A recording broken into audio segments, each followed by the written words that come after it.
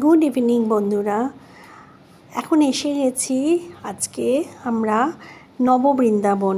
মার বাড়ি থাকতেই মার কাছে মার মুখে এই নববৃন্দাবনের কথা আমি অনেকবার শুনেছি।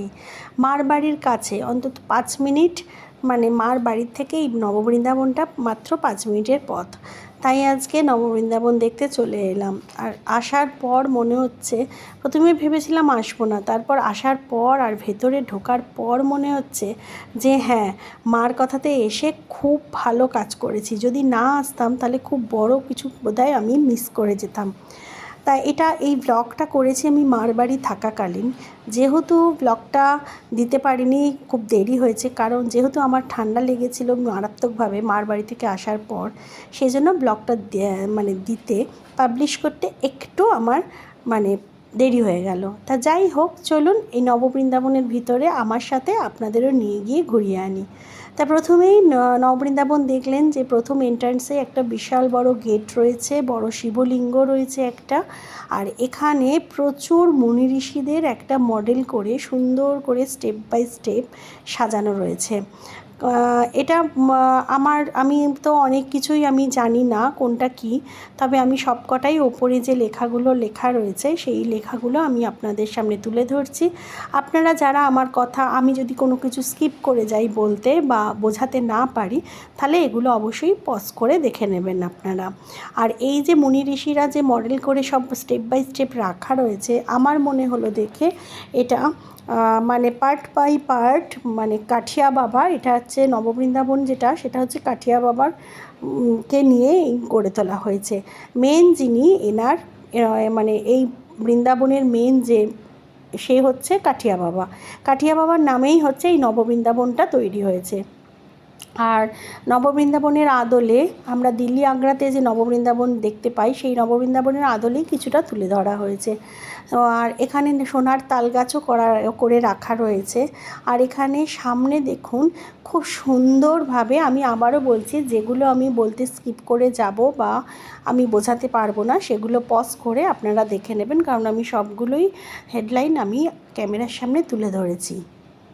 আর এখানে ঘোড়ায় করে শ্রীকৃষ্ণের কিছু একটা দেখানো রয়েছে খুব সুন্দরভাবে। এখানে ছোট ছোট হাতির মডেল, হরিণের মডেল, সোনার তাল গাছ, এমনি আর্টিফিশিয়াল গাছ, এমনি অরিজিনাল প্ল্যান্টস, অরিজিনাল গাছ, ফুল গাছ, ফুল ভরিয়ে দিয়েছে পুরো এই নববৃন্দাবনে। আর এখানে সমুদ্র মন্থনের যে ব্যাপারটা ঘটেছিল সেটাই এখানে দেখানো হয়েছে। আর কিছু কিছু জিনিস কারেন্টের সাহায্যে দেখানো হয়েছে, যেটা এই সমুদ্র মন্থনটাও কারেন্টের মাধ্যমে দেখানো হয়েছে। আর পুরোটা নববৃন্দাবনের যে মডেলগুলো রাখা আছে, সামনে একটা খুব স্বচ্ছ কাঁচ দিয়ে ঘেরা, যার জন্য আরও খুব সুন্দর লাগছে। আর এখন আমি যখন এসেছি তখন বিকেল 5:30 নাগাদ আমি এই নববৃন্দাবনের মধ্যে প্রবেশ করেছি।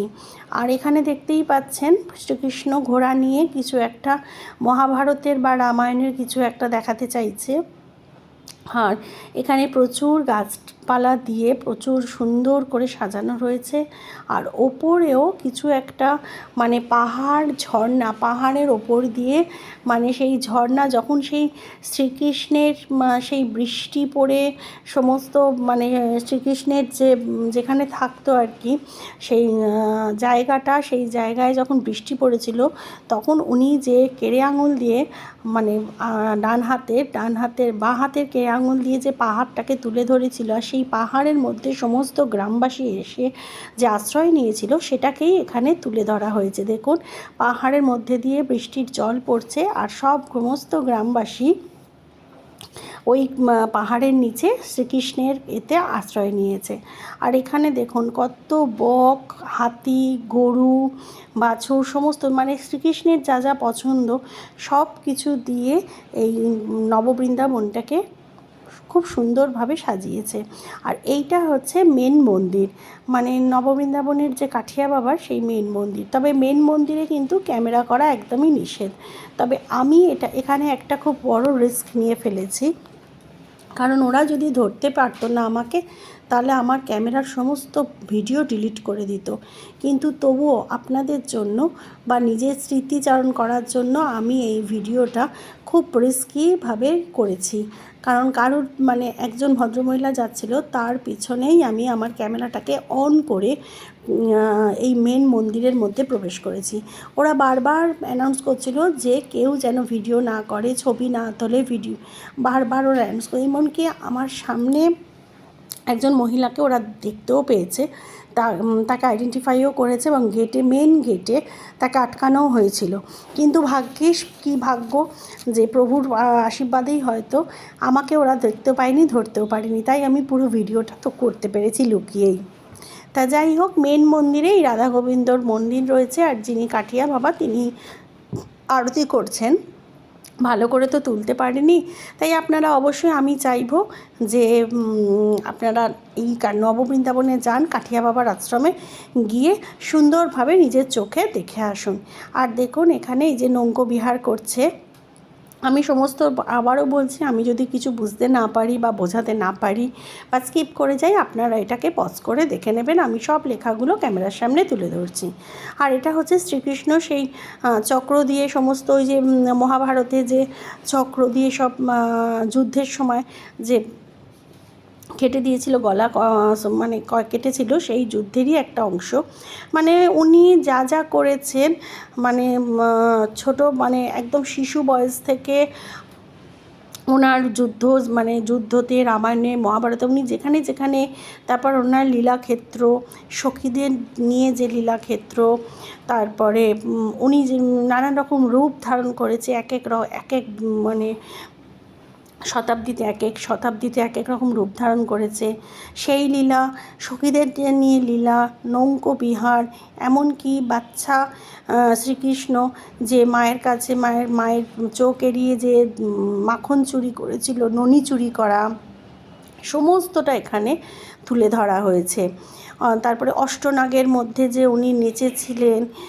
আর এখানে দেখুন, এখানে পরপর 3টে মূর্তি রাখা রয়েছে। এখানে হচ্ছে মানে স্টেপ বাই স্টেপ বললাম না, কাঠিয়া বাবা যিনি, সেই কাঠিয়া বাবারই মূর্তি এখানে রাখা রয়েছে। আর লাস্ট যে মূর্তিটা রয়েছে সেটাই হচ্ছে এখনকার কাঠিয়া বাবা।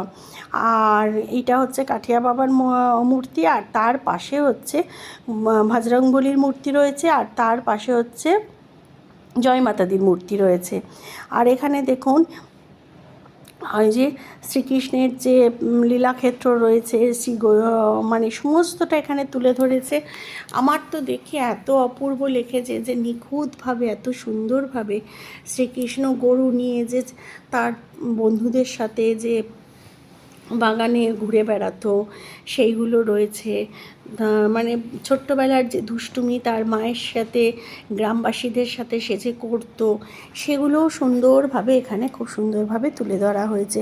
আর প্রত্যেকটা মডেল, কিছু কিছু মডেল আবার কারেন্টের মাধ্যমে হচ্ছে, সেগুলো তো আরও অপূর্ব লাগছে।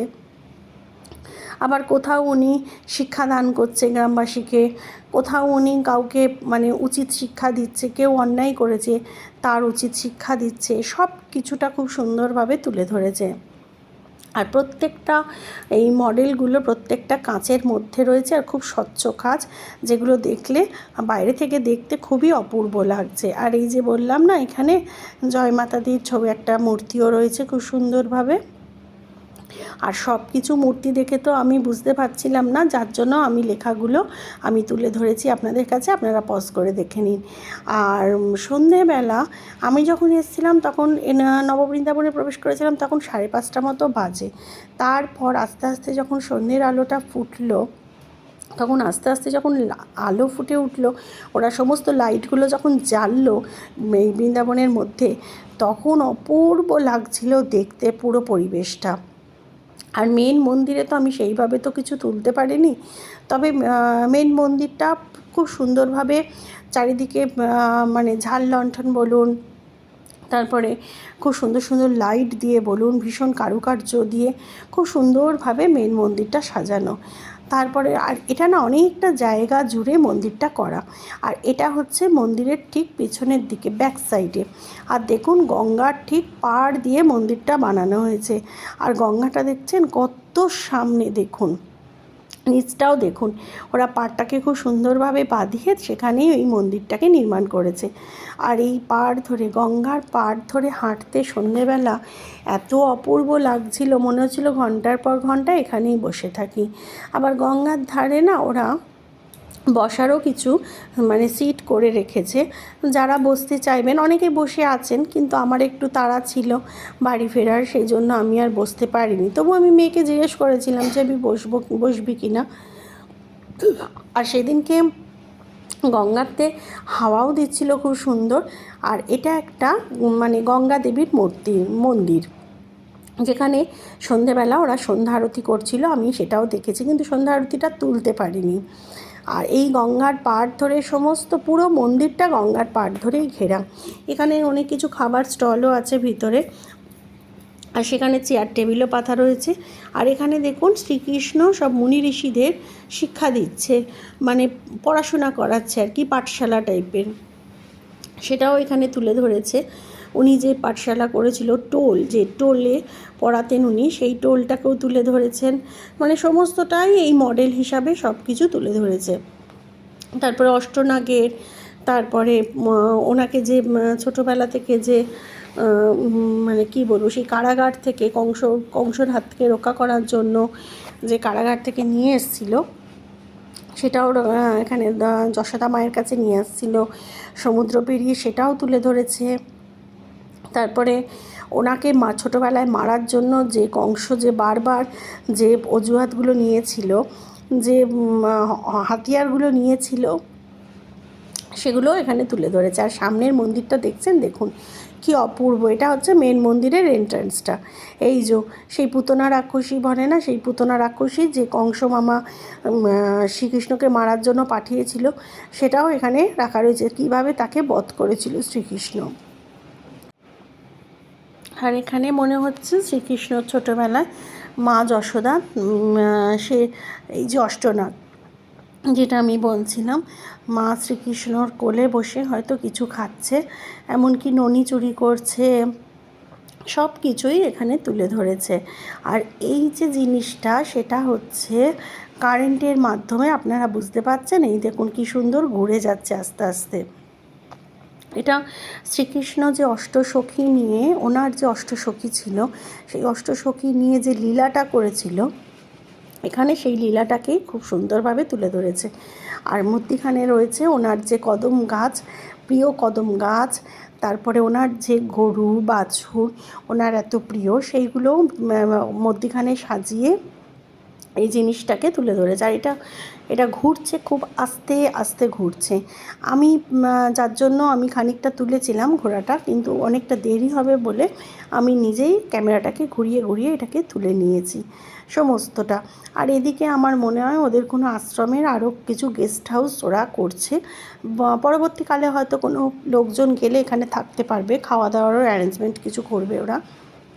আর দূর থেকে দেখুন, সন্ধেবেলা যখন লাইট দিয়ে সেজে উঠেছে নববৃন্দাবন, তখন এই পাহাড়ের দৃশ্যটা কি অপূর্ব লাগছে দেখুন, দেখতে পাচ্ছেন। আর এই হচ্ছে মেন মন্দিরের ভিতরটা। অনেকেই হয়তো ভিতরে যেতে পারবেন না বা ক্যামেরা করতে পারবেন না, তাদের জন্য এই এই টিভিটা এখানে, এই স্ক্রিনটা এখানে লাগানো হয়েছে, যে স্ক্রিনের মাধ্যমে সমস্ত ভেতরে কি হচ্ছে না হচ্ছে, আরতি, প্রভুর আরতি হচ্ছে, তারপরে যে কাঠিয়া বাবা যে আশ্রমে যে উনি যে কিছু কথা, ভগবানের যে কথা কিছু বলছেন, সেগুলো সবই এখানে দেখা যাচ্ছে। এই যে অষ্টনাগের মাথার উপরে উনি যে নাচছেন, সব কিছুটা এখানে তুলে ধরেছে।